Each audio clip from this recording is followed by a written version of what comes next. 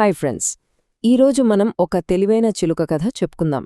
ఈ కథ చాలా సరదాగా ఉంటుంది, పైగా కథ చివర్లో ఒక మంచి నీతి కూడా ఉంది. మరింకెందుకు ఆలస్యం, కథలోకి వెళ్ళిపోదామా? అనగనగా ఒక ఊర్లో ఒక వ్యాపారి ఉండేవాడు. ఆయన దగ్గర ఒక అందమైన తెలివైన చిలుక ఉండేది. కాని పాపం దాన్ని ఒక బంగారు పంజరంలో బంధించుంచాడు.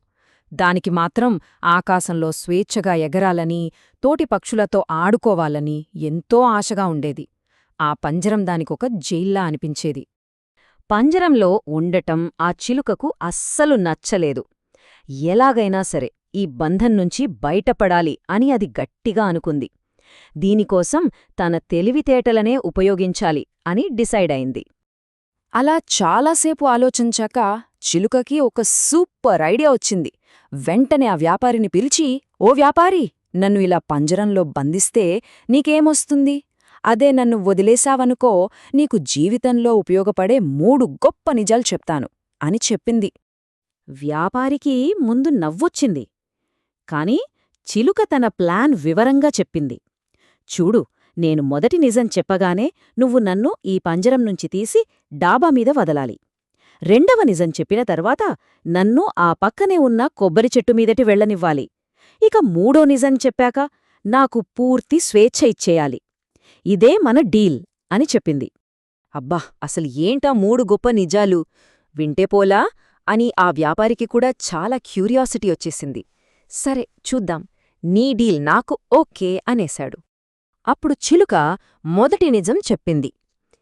ఏది పోగొట్టుకున్నా సరే మనకు భవిష్యత్తు అనేది ఉంటుంది. అందుకే పోయిన దాని గురించి ఎప్పుడు దిగులు పడకూడదు. వావ్! ఈ మాట వ్యాపారికి చాలా బాగా నచ్చింది. అనుకున్నట్టే చిలుకను తీసుకెళ్లి డాబా మీద వదిలాడు. ఇక రెండో నిజం చెప్పే టైమొచ్చింది. చిలుక ఇలా చెప్పింది. ఏ విషయాన్నైనా సరే నువ్వు నీ కళ్లతో చిక్చుక్ చూసేదాకా అస్సలు నమ్మకు. ఈ సలహా కూడా వ్యాపారికి చాలా తెలివైనదిగా అనిపించింది. వెంటనే మాటిచ్చినట్టు చిలుకను ఆ కొబ్బరి చెట్టు మీదకు వెళ్లనిచ్చాడు. చూశారా, ఇప్పుడు చిలుక స్వేచ్ఛకు జస్ట్ ఒక్క అడుగు దూరంలో ఉంది. పంజరంలోంచి బయటకొచ్చింది, డాబా మీద నుంచి చెట్టు మీదకొచ్చేసింది. మరి ఇప్పుడు ఆ మూడో నిజం ఏమై ఉంటుంది? ఆ చిలుక అంత తెలివిగా ఏం చెప్పి తప్పించుకుంటుంది? కాస్త ఆలోచించండి, ఏం జరగబోతోందో. ఇక్కడ్నుంచే అసలు కథ మొదలవుతుంది. చిలుక తన మాస్టర్ ప్లాన్లోని ఫైనల్ స్టెప్ వేసింది. చాలా తెలివైన స్టెప్. వ్యాపారి, సరే ఇప్పుడు మూడో నిజం చెప్పు అని అడిగాడు. అప్పుడు చిలుక, వ్యాపారి, నా కడుపులో 2 చాలా చాలా విలువైన వైఢూర్యాలు ఉన్నాయి.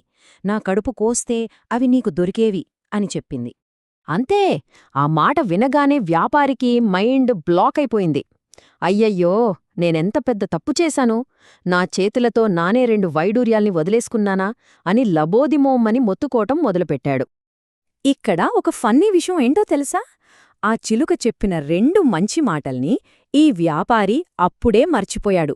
చూడండి, పోయిన దాని గురించి బాధపడద్దు అంది కదా, కాని ఇతను తనకు లేని వైడూర్యాల గురించి ఏడుస్తున్నాడు. కళ్లతో చూడనిది నమ్మొద్దు అంది, కాని ఇతను కళ్లతో చూడని వైడూర్యాలు ఉన్నాయని నమ్మేసి కంగారుపడిపోతున్నాడు. ఎంత విచిత్రమో కదా! ఆ వ్యాపారి రియాక్షన్ చూడగానే చిలుకకు అర్థమైపోయింది, నా ప్లాన్ 100కు 100% వర్కౌట్ అయింది అని. ఇక స్వేచ్ఛ నాదే అనుకుంది. వ్యాపారి కంగారు చూసి చిలుకకు భలే నవ్వొచ్చింది. ఓ వ్యాపారీ, నీ అమాయకత్వం చూస్తే జాలేస్తోంది. నేను నీకు 2 గొప్ప సలహాలిచ్చాను, కాని నువ్వు వాటిని అస్సలు పట్టించుకోలేదు. కాస్త ఆలోచించు, నాలాంటి చిన్న చిలుక కడుపులో వైడూర్యాలు ఎలా ఉంటాయి? ఒకవేళ ఉంటే నేను బతికెలా ఉంటాను అని అతని మూర్ఖత్వాన్ని ఎత్తిచూపింది. అందుకే నా మూడో, చివరి, ఇంకా చాలా ముఖ్యమైన నిజమేంటంటే, చెప్పిన మాట వినని వాళ్లకు ఎప్పుడూ సలహాలు ఇవ్వకూడదు. అర్థమైందా? అంతే, అలా చెప్పి ఆ తెలివైన చిలుక రెక్కలు విప్పుకుని స్వేచ్ఛగా ఆకాశంలోకి రివ్వన ఎగిరిపోయింది. పాపం ఆ వ్యాపారి మాత్రం సిగ్గుతో తలదించుకుని అక్కడే చూస్తూ ఉండిపోయాడు.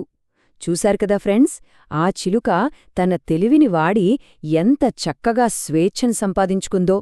మనం కూడా ఏదైనా కష్టమొచ్చినప్పుడు భయపడకూడదు, తెలివిగా ఆలోచించి దాన్నించి బయటపడాలి. సరేనా? మళ్ళీ ఇంకో మంచి కథతో కలుద్దాం.